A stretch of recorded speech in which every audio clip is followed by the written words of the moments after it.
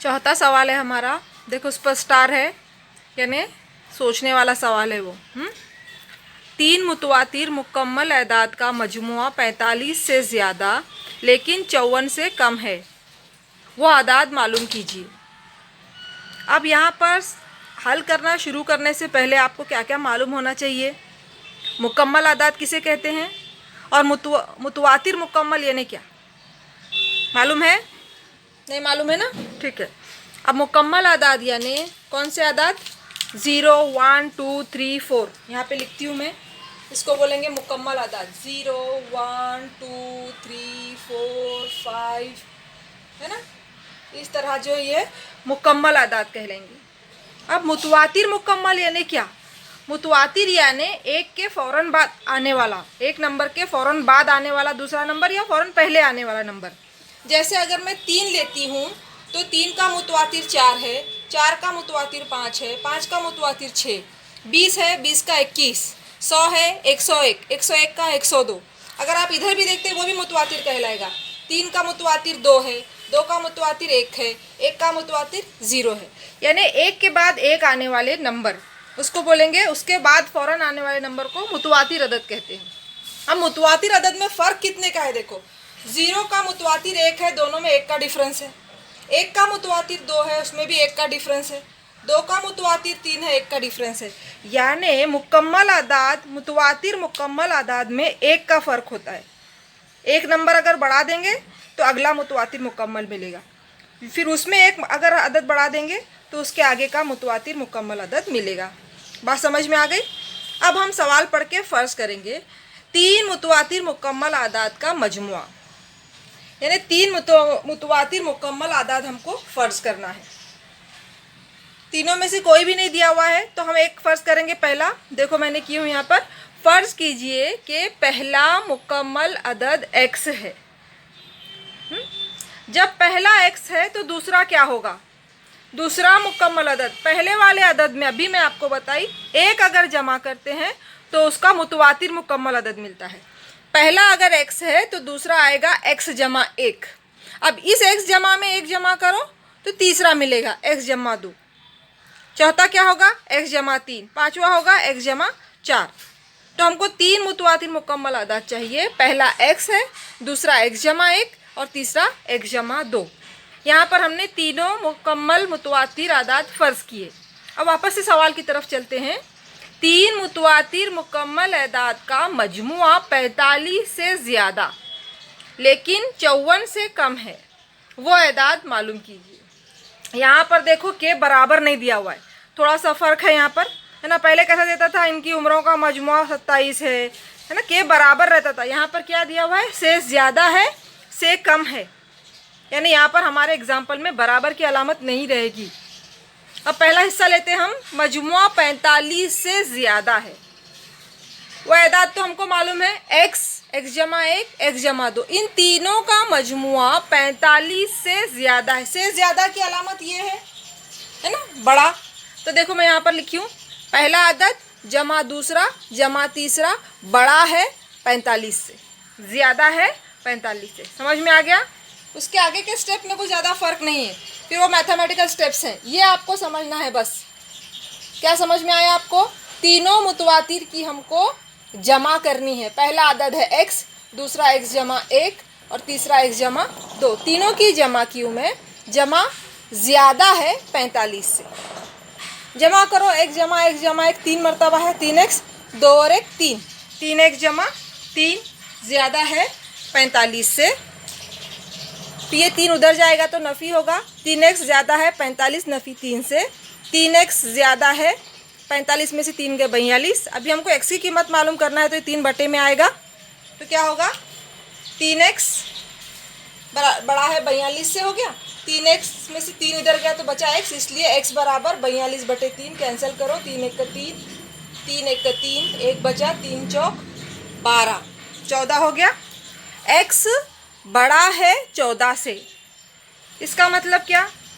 14 हो सकता है क्या? नहीं, 14 से ज़्यादा चाहिए। 14 से ज़्यादा कौन सा नंबर है? 15। जो है पहला नंबर जो है वो 14 से बड़ा है, यानी क्या होगा? 15। पहला 15 तो दूसरा 15 और 1 16, तीसरा 16 और 1 17, या फिर पहले में 2 मिला 17। समझ में आया? पहला अदद जो है वो 14 से बड़ा है, इसलिए पहला अदद 15 होगा, दूसरा 16 होगा और तीसरा 17 होगा। पहली शर्त के मुताबिक हमने ये 3 अदाद मालूम किए। एक और शर्त दी गई है कि उन तीनों का मजमुआ 54 से कम है। यहाँ पर से ज़्यादा था, यहाँ पर से कम है, बाकी सब सेम है। दूसरी शर्त के मुताबिक पहला नंबर जमा दूसरा जमा तीसरा छोटा है 54 से। यहाँ पे बड़ा है आया था, यहाँ पे छोटा है 54 से। वही स्टेप्स हैं, जमा किए गए, 3 उधर गए, 3 से तकसीम किए तो 3 1 का 3, 3 1 का 3, 2 बचे 21 हुआ, 3 7 21 तो 17 आया। लेकिन आंसर देखो, x छोटा है 17 से। जो पहला नंबर है वो 17 से छोटा है, यानी क्या होगा 16। पहला अगर 16 है तो दूसरा 17, तीसरा 18, इसलिए वो एदाद 16, 17 और 18 हैं। पहली शर्त के मुताबिक वो एदाद 15, 16, 17 हैं, या दूसरी शर्त के मुताबिक वो एदाद 16, 17, 18 हैं।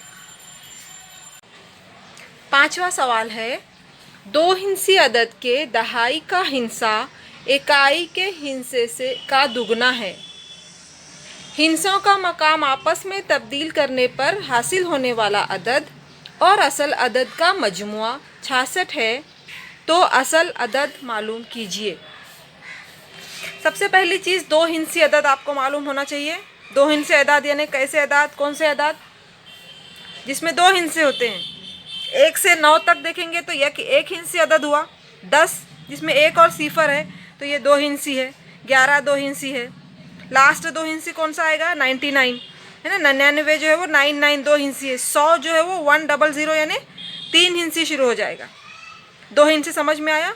तो हमें एक 2 हिंसी अदद दिया हुआ है, उसमें दहाई का हिंसा इकाई के हिंसे का दुगना है। दहाई का हिंसा इकाई के हिंसे का दुगना है। फ़र्ज करने के लिए हम वो फ़र्ज करते हैं जिसके बारे में हमको नहीं मालूम है। तो पहला जो जुमला है वो दहाई के हिंसे के बारे में है कि ये जो दहाई का हिंसा है वो इकाई का दुगना है, लेकिन इकाई के बारे में कोई मालूमात नहीं है, इसीलिए हम फ़र्ज करेंगे कि इकाई का हिंसा x है। अगर इकाई का हिंसा x है तो दहाई 2x होगा। क्यों? क्योंकि दहाई इकाई का दुगना है, दुगना यानी 2x। इसलिए फ़र्ज़ कीजिए कि इकाई का हिंसा x है और दहाई का हिंसा 2x है। ठीक है, पहले जुमले फ़र्ज से हमने इकाई और दहाई का हिंसा फ़र्ज किया। एक और चीज़ आपको बताना है 2 हिंसी अदद में। यहाँ पे देखो, मैंने यहाँ पर 32 है, 2 हिंसी अदद है। दहाई में 3 है, इकाई में 2 है, 32 है। अगर मैं इसको तोड़कर लिखती हूँ तो ये होगा 30 जमा 2, 30 जमा 2 32। अब 30 को और अगर हम तोड़ते हैं तो 3 ज़रब 10 जमा 2। तो कोई भी 2 हिंसी अदद जो है वो दहाई में 3 है, इकाई में 2 है। कोई भी 2 हिंसी अदद हमको कैसे मिलता है? दहाई के हिंसे को 10 से ज़रब करना और उसमें इकाई का हिंसा जमा करना, तब हमको असल अदद मिलता है, असल 2 हिंसी अदद। कोई भी 2 हिंसी अदद कैसे मालूम करते हैं? दहाई ज़रब 10 जमा इकाई। ये चीज़ आपको समझने के लिए मैं एक मिसाल दी हूँ यहाँ पर। ठीक है, अब यहाँ पर इकाई x है और दहाई 2x है, तो असल अदद क्या होगा? इस पर से हमको बनाना इसी सूरत में। असल अदद क्या होगा? 10 ज़रब दहाई जमा इकाई। दहाई 2x इकाई x। देखो 10 ज़रब दहाई जमा इकाई है ना, तो यहाँ पे क्या लिखी हूँ मैंने? 10 ज़रब दहाई जमा इकाई। अब पहले ज़रब का अमल होता है, 10 दूनी 20x जमा x 21x। तो जो असल अदद है वो है 21x। आगे का जुमला देखो, हिंसों का मकाम आपस में तब्दील करने पर हासिल होने वाला अदद। हिंसों का मकाम आपस में तब्दील करना यानी इकाई के हिंसे को दहाई का हिंसा बनाना और दहाई के हिंसे को इकाई का हिंसा बनाना। ओके, यानी ये जो इकाई x है वो 2x बनेगा और जो दहाई 2x है वो x बनेगा। हिंसों का मकाम तब्दील करने पर हासिल होने वाला अदद 10 ज़रब दहाई जमा इकाई। मैंने और एक मर्तबा लिखी नहीं हूँ कि इकाई जो है वो 2x होगा और दहाई x होगा, समझना है आपको। तो 10 ज़रब x 10x जमा 2x 12x। असल अदद 21x है, मकाम तब्दील करने पर हासिल होने वाला अदद 12x है। अब हमारा जुमला क्या बोल रहा है, देखो, हिस्सों का मकाम आपस में तब्दील करने पर हासिल होने वाला अदद और असल अदद का मजमुआ 66 है। रियल अदद हमारा 21x है, तब्दील करने पर हासिल होने वाला 12 है। इन दोनों की जमा जो है वो 66 है, इसलिए 21x जमा 12x बराबर 66x। इसके आगे आसान है, 21 जमा 12 33x बराबर 66। 33 नीचे जाएगा, x बराबर 66 बटे 33। आप 11 से भी कैंसिल करो या डायरेक्ट 33 एक 33 33 दूनी 66 भी कर सकते हो, या आप 11 से करोगे तो 11 तिया 33 11 छंग 66, फिर 3 एक 3 3 दूनी 6। इस तरह x बराबर 2, x 2 मिला यानी हमको इकाई का हिस्सा मिल गया। उस दो हिस्सों में से, दो हिस्सी अदद में से हमको इकाई मिल गया जो कि 2 है। अब हम दहाई मालूम करेंगे, और दहाई कितना है, 2x के बराबर है। दहाई का हिस्सा बराबर 2x, उसमें से x 2 हमने मालूम किया, इसलिए 2 ज़रब 2 4। दहाई का हिस्सा 4 हो गया, तो असल अदद क्या होगा, दहाई और इकाई यानी 42। असल अदद 42 है। ठीक है, समझ में आया। अगर आपको ये कंडीशन चेक करना है, असल अदद और हिस्सों का मकाम तब्दील करने पर हासिल होने वाले अदद का मजमुआ 66 है। अब देखो मैं बताती हूँ, यहाँ पर हमारा असल अदद कितना मिला हमको, 42 मिला। इस अदद का अगर हम हिस्सों का मकाम तब्दील करते हैं तो यानी इकाई को दहाई बनाते हैं और दहाई को इकाई बनाते हैं, तो क्या होगा, 2 बनेगा दहाई, 4 बनेगा इकाई, यानी हो गया 24। हिस्सों का मकाम तब्दील करने पर हमको मिल रहा है 24। दोनों का मजमुआ कितना होगा, 2 और 4 6, 4 और 2 6। देखो दोनों का मजमुआ 66 हुआ, यहाँ पे देखो 66 है ना, सही हुआ ना। खैर, हमारा असल अदद हासिल हो गया 42। छठा सवाल देखो, स्टार वाला सवाल है ये भी। एक थिएटर पर ड्रामा के 200 रुपये और 100 रुपये वाले कुछ टिकट फरोख्त हुए। 200 रुपये वाले टिकटों की तादाद 100 रुपये वाले टिकटों की तादाद से 20 ज़्यादा है। दोनों किस्म के टिकट फरोख्त करने पर थिएटर को 37,000 रुपये हासिल हुए, तो 100 रुपये के कुल कितने टिकट फरोख्त हुए। फ़र्ज़ करने के लिए हम क्या करते हैं, जिसके बारे में हमको नहीं मालूम है वो फ़र्ज़ करते हैं। और एक बार सवाल पढ़ते हैं, एक एक जुमले, एक एक पार्ट पढ़ते हैं सवाल का। पहला हिस्सा देखो, एक थिएटर पर ड्रामा के 200 रुपये और 100 रुपये के कुछ टिकट फ़रोख्त हुए। इस जुमले से तो हमको कुछ समझ नहीं रहा है, बस मालूम हुआ कि उस थिएटर में 2 तरह के टिकट हैं, 100 रुपये वाले और 200 रुपये वाले। अगला हिस्सा देखो, 200 रुपये वाले टिकटों की तादाद 100 रुपये वाले टिकटों की तादाद से 20 ज़्यादा है। ये जुमला 200 रुपये वाले टिकटों को बयान कर रहा है कि उसकी जो तादाद है वो 100 से 20 ज़्यादा है 100 रुपये वाले टिकटों से। लेकिन 100 रुपये वालों की टिकटों की तादाद क्या है, इसके बारे में कुछ नहीं दिया हुआ है, इसलिए हम उसी को फ़र्ज़ करेंगे। फ़र्ज़ कीजिए कि 100 रुपये के कुल x टिकट फ़रोख्त हुए। अगर 100 रुपये के x टिकट फ़रोख्त हुए तो 200 रुपये के कितने होंगे, उससे 20 ज़्यादा, से ज़्यादा यानी जमा करते हम, से 20 ज़्यादा यानी x जमा 20। 100 रुपये वाले अगर x फ़रोख्त हुए हैं तो 200 रुपये वाले x जमा 20 टिकट फ़रोख्त हुए। ये सबसे इम्पोर्टेंट है फ़र्ज़ करना। यहाँ तक हमारा हो गया। आगे क्या बोल रहा है देखो, दोनों किस्म के टिकट फ़रोख्त करने पर थिएटर को 37,000 रुपये हासिल हुए। ये x जो है वो 100 रुपये के टिकटों की कुल तादाद है, उसको हम 100 से ज़र्ब करेंगे तो उस कितने रुपये मिले मालूम होगा। जैसे समझो एक टिकट फ़रोख्त किए तो हमको 100 मिलेंगे, 2 टिकट फ़रोख्त किए तो 2 ज़र्ब 100 200 मिलेंगे, 3 टिकट अगर फ़रोख्त हुए तो 3 ज़र्ब 100 300, यानी 100 से ज़र्ब करेंगे तो हमको मालूम पड़ेगा कि कितने रुपये मिले। तो 100 रुपये के टिकट फ़रोख्त करने पर हमको 100 रुपये वाले x टिकट फ़रोख्त करने पर हमें 100x रुपये मिले। उसी तरह 200 वाले कितने फ़रोख्त हुए, x जमा 20, तो उसको 200 से ज़र्ब करेंगे। उससे हमको क्या मालूम होगा कि 200 रुपये के x जमा 20 टिकट फ़रोख्त करने पर हमको इतने रुपये मिले। कितने, 200 कॉस में x जमा 20।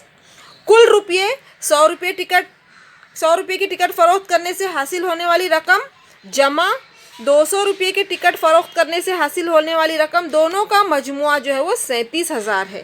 थिएटर को 37,000 रुपये मिले। ये बनाने आना चाहिए मसावात। इसके आगे मैथमेटिकल स्टेप्स हैं। 100 से ज़र्ब करो, ये 100x तो ऐसे ही रहेगा। 200 ज़र्ब x 200x जमा 200 ज़र्ब 20 4000 बराबर 37। अब पहला स्टेप है, 4000 को उधर लेके जाएंगे। 200 जमा 100x कितना हुआ, 300x। 4000 उधर गया, 37,000 में से 4000 गए, 33,000 बचे। 300x बराबर 33,000, इसलिए x बराबर 33,000 बटे 300।